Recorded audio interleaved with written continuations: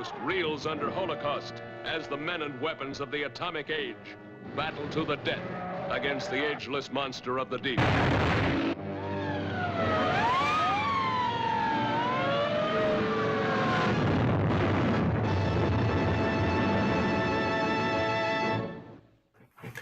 Boy, trailers sure were fun back then, weren't they? Welcome back, my fellow agents. It is I, X7, your agent of stop motion animated awesomeness, and your host of Zenorama, the podcast of heroes and monsters.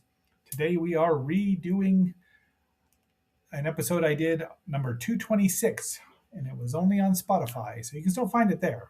But it came from beneath the sea, which is a lot of fun. The movie itself is, though there's some interesting stuff about it. Be that as it may, you know what to do. Like, share, subscribe. Leave me a comment. Let me know what you think about the show, the movie, that is, and whether you've seen it or not, and how you saw it. That's always fun. So, if you're ready, let's get on with the show.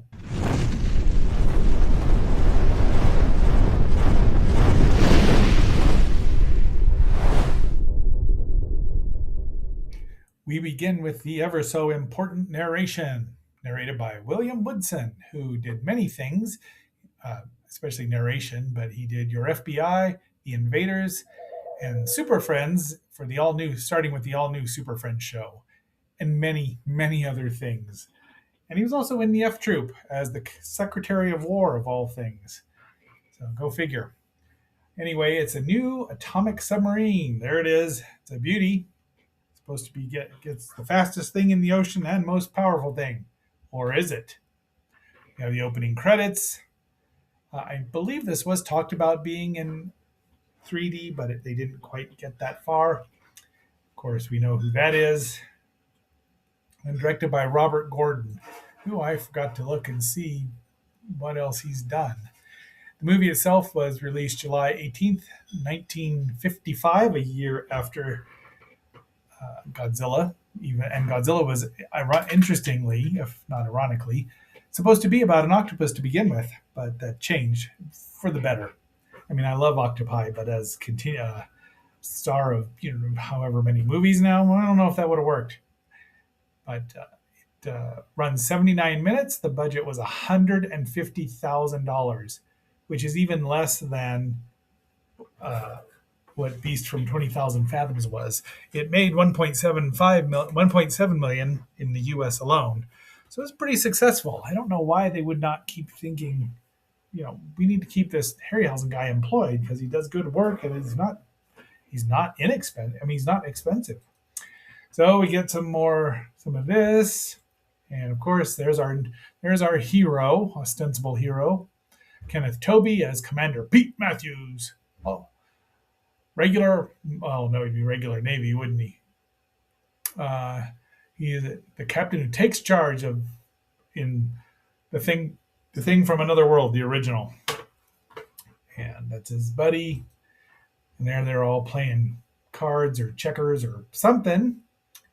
And they find something, a blob, a bloop, if you will, headed after them, and they can't shake it, and it's getting closer because it's faster than them. It grabs the sub and shakes them all about. No seatbelts on this sub in the 50s. Seatbelts are for sissies. Just ask Captain Kirk. But they break free and they surface, and they're like, we found this stuff like rubber. It's like flesh. Should have put that clip from Reptilicus in there. He's like, well, let's get back. So there they go. Look, it's PW. Paging Mr. Herman. And there we have two scientists, and we're not quite sure who they are yet, but that is Faith Demergue as Professor Leslie Joyce. So that means she teaches. On our right and on her left is Donald Curtis as Dr. John Carter. Apparently he's not from Mars, or maybe he's just... I don't think that's him. I think they're lying to us there. That doesn't seem right to me. Let me take a look over here at IMDb. Be that as it may. So, that's not him. Well, anyway, it came from beneath the sea. I'll tell you who. It does say Donald Curtis. It does not look like him. Anyway, let me know in the comments. I'm pretty sure that's not him. But so he's surprised that there's a woman,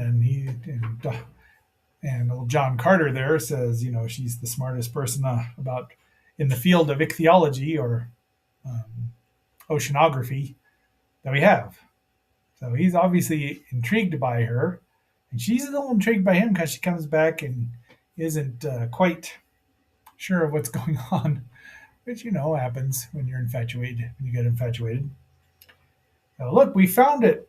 It's like, all right, let's get him here. So the admiral shows up. Everybody shows up, and there is your problem, an octopus. It's like, take 100,000 of these. She's like, one really big one, really super big one, ridiculously big one. There it is. It's in the Mindanao Deep, which is over on the other side in the Pacific, but now it's over in no, it's in the Pacific. That's the Philippines. So here we go, our first real glimpse at the beast. And it takes down a ship. And boy, does it. This was reused in an episode of Voyage to the Bottom of the Sea. So now I think they're in Hawaii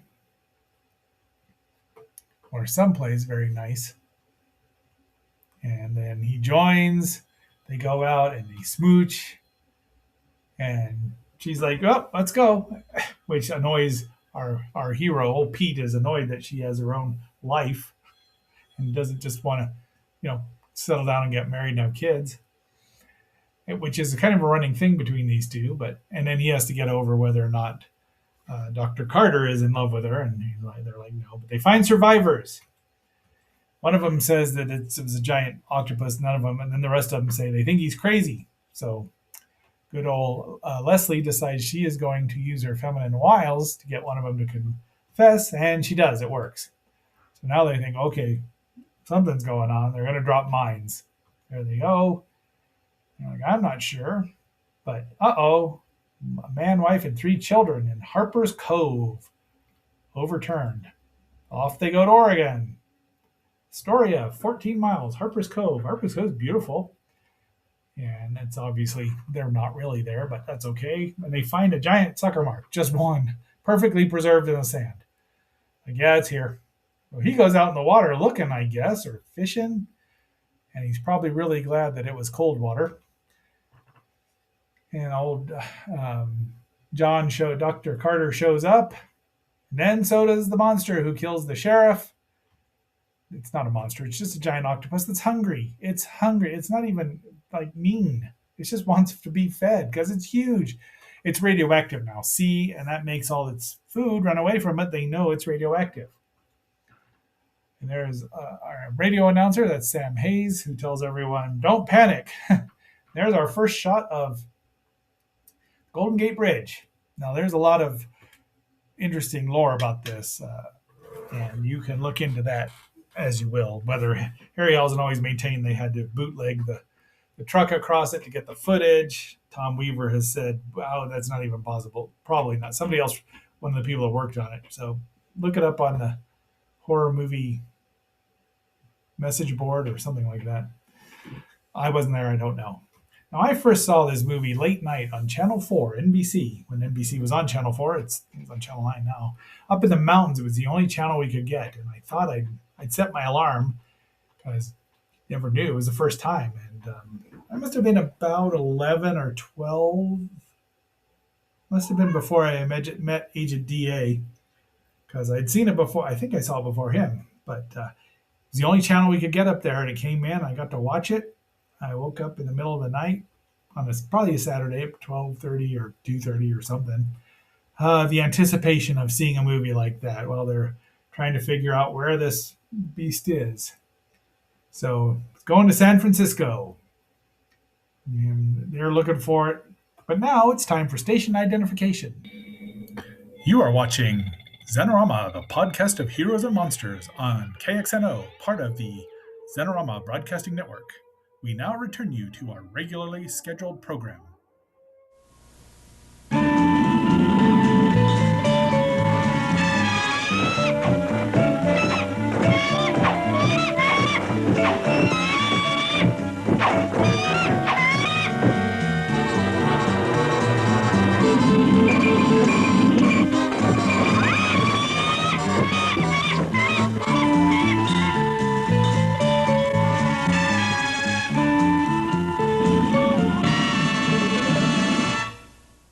they've set up an electrified net in the water so that the octopus can't get into the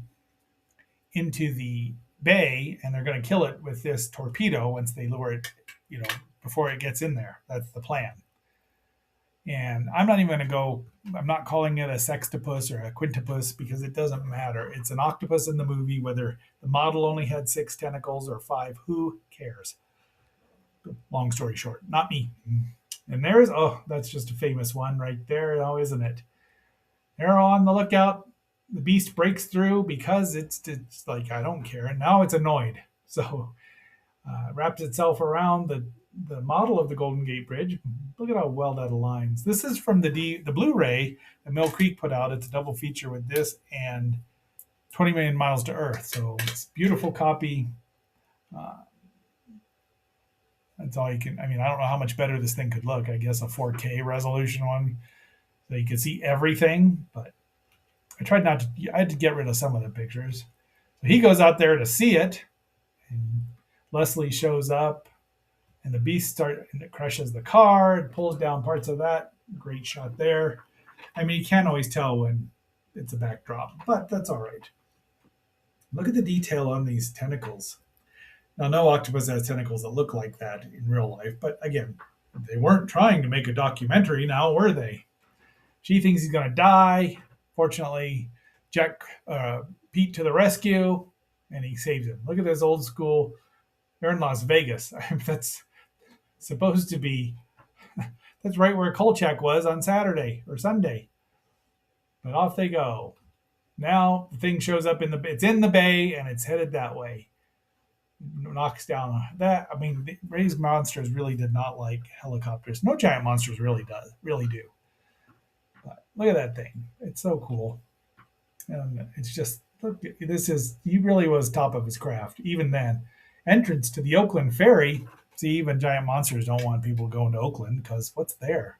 Not a football team anymore. And U.S. Navy pulls down more stuff. And all of that destruction is stop motion animated as well because they weren't using it. It's not particularly realistic, but that doesn't matter. I mean, you're not watching this for realism because, well, you know. So here's where he gives the tentacles a little life, like they're searching around. They drop down and smear people, which is something the 1988 Blob would later do, far less successfully because who's afraid of pink chewy, already chewed gum? But look at that, scoosh. So off they go. Fire, fire, fire! Makes the octopus retreat. They launch it in there, but doesn't hurt it because it doesn't get further. It has to. There's a spot between the eyes it has to hit, but they blow it up, and it does annoy it. So it grabs the submarine. Now I get all the monsters that are underwater that are killed by submarines and torpedoes. It's a lot. Well enough. A giant behemoth, the Paleosaurus. But look at that thing. That is one muscular octopus. Must have been. It's a hulkopus, is what it is. An octo-hulk? No, a hulkopus. And Pete goes out to spear it. And it's asleep, apparently. And launches it. He launches it in there, and the backlash blows him out, blows him down to the bottom. And then Dr. Carter to the rescue. He takes a different kind of blowgun, checks on Pete, and this thing has eyelids. Now, an octopus doesn't have eyelids that close. They do help protect the eye, but they're not eyelids like human eyelids like this one. But octopus eyelids are, I mean, an octopus is almost an alien life form on this planet. It's not quite, but it almost is. But kaboom, and let's go with a submarine, which pops up right away, giving everyone the bends inside. He grabs Pete, kaboom again, and that's it. They can have, well, it's not calamari. I won't eat octopus because they're smart and I like them. They're rescued. Everyone says thanks to all the first responders, which they should do. And they give him a kiss. And he says, she's like, I've got a proposition for you. You want to write a book with me about finding sea monsters? Says, Doc, I think you were right about this one. It's a nice ending.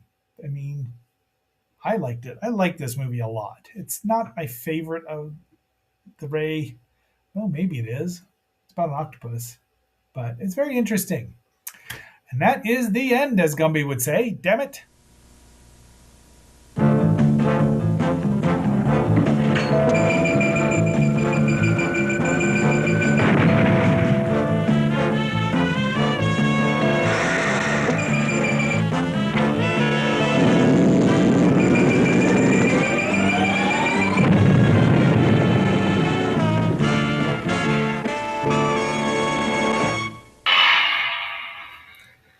All right, my fellow agents. Tomorrow is Wednesday, and that is going to be a merch review. And just guess who we're going to be talking about?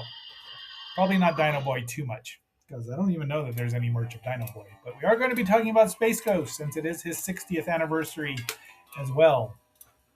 It's not going to be the next cartoons series we review, but it's going to be happen soon. Be that as it may, much to Lilith's chagrin. Until that next assignment, this is X7 signing off and phasing out. And remember, if a woman asks you you want to write a book about sea monsters, you say yes. Be seeing you.